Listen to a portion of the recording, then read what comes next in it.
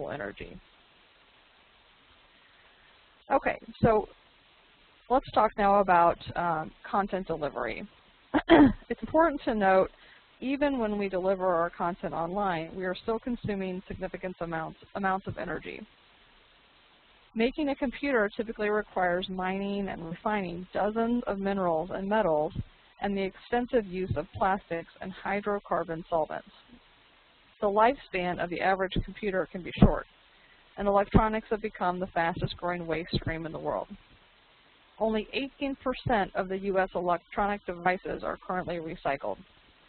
1.84 million tons of these devices were disposed of in U.S. landfills in 2006. And an estimated 30 to 40 million PCs will be ready for disposal in each of the next few years. Just think about how many different cell phones or laptops you've had over the past 5 or 6 years, and what did you do with them when you were finished with them? Besides the waste, servers and PCs require power to run, and they're not necessarily all that energy efficient. Granted, we use our PCs for many other functions, and we can argue that we have them anyway. Nonetheless, eliminating print in favor of online could be a questionable environmental claim. The days of printing thousands of extra copies of a publication to store in a warehouse, just in case, are quickly coming to an end as digital printing technology is making out of print an obsolete phrase. It's much more affordable than it used to be to print 10 or 15 books later when you need them, versus if. Review your fulfillment trends and see how many copies you really need for 1 to 2 years out. Then reduce your print run accordingly, knowing that if you run out, more can be produced economically. You'll save on printing costs, warehouse fees, and reduce your impact on the environment. Let's talk about some of the other ways to green your publication and organization. Suppliers can have a big impact on your organization's efforts to go green. Make sure you are inquiring about their environmental efforts as part of your evaluation process. Some organizations make this part of their purchasing requirements. Select suppliers that can help you be green. This applies to your suppliers that help you produce your publication, of course, but it doesn't have to end there. For instance, is your cleaning service using environmentally friendly products to clean your building? To give you an example of the types of questions you should be asking your suppliers, especially printers, I'm going to tell you about the things that we do at Allen Press to help our customers publish in a more environmentally responsible way. We are an FSC certified printer, and all of our house stock paper is FSC certified and contains no less than 10% post-consumer recycled content. We offset 25% of our non-production energy usage through the purchase of RECs and hope to increase that number in coming years. We also offer a program to our customers that allows them to offset the energy used to produce their publications. We use soy inks and constantly test new no VOC inks as they become available. We offer digital workflows to our customers, and all internal workflows are moving to 100% electronic. We follow good manufacturing processes and properly dispose of inks and solvents used in the printing process. We recycle all of our paper waste and aluminum plates and have a very strong grassroots recycling program that is supported by our staff. We recycle everything, including cans, plastic bottles, food trays, office paper, electronics, cell phone, ink cartridges. Employees can even bring electronics and magazines in from home to be recycled. Our Facility Conservation Committee works to find areas within our facility that we can reduce, reuse, and recycle. They actively educate the staff about the importance of environmental responsibility at work as well as at home. They are currently leading us through the process of becoming a sustainable green printing partner.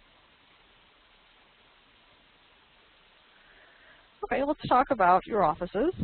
In your offices, there are lots of things that you can do to become a greener organization. Think about how you can reduce your energy use by turning off lights and equipment at night. Put thermostats on timers, for example. Install energy-efficient light bulbs and print on both sides of the paper when printing things out. By purchasing RECs, you can support renewable energy and offset the carbon footprint of your offices. Recycle anything and everything you can. Many communities now offer single-stream recycling, meaning you no longer even need to sort items. If you're getting new office furniture or new equipment, find an outlet that can make use of these items rather than sending them to the landfill. If you're planning a remodel, look for environmentally friendly products like no-VOC paint, bamboo flooring, and recycled carpeting. The great thing about greening your offices is that many of these strategies will help you save the earth while saving you money.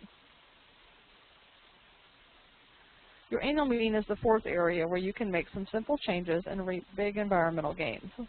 Meetings and conferences traditionally represent a lot of waste, from paper handouts to bottled water, napkins, and all of the other disposables used at these events.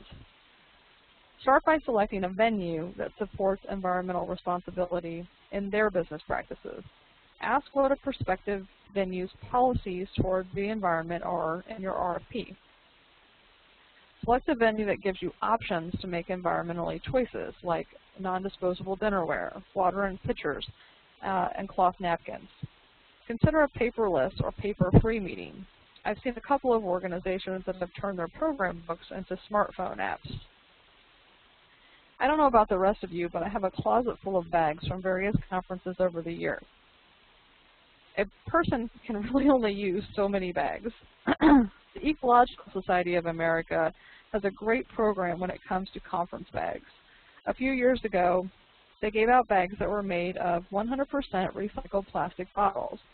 They then asked members and attendees to bring back the bags each year.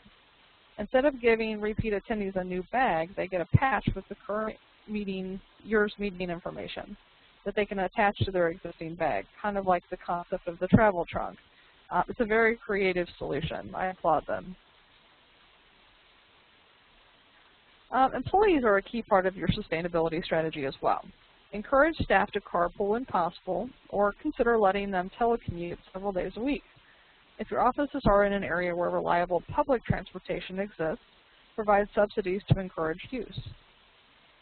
And once you have their buy-in in the office, encourage them to carry the vision home. Things like recycling are definitely habit forming. Well, we've spent a lot of time talking about implementation, but step 4, measurement, is equally important. If you don't measure your results, it's hard to see and understand the impact of your efforts. There are lots of metrics you can use to measure your success.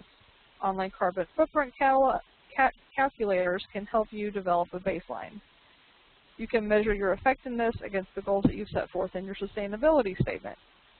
At Allen Press, some of our metrics include energy usage, amount of waste, and amount of recycling. Your measurement should be specific to your goals. And don't forget to survey your members and subscribers to see how your efforts are impacting your community.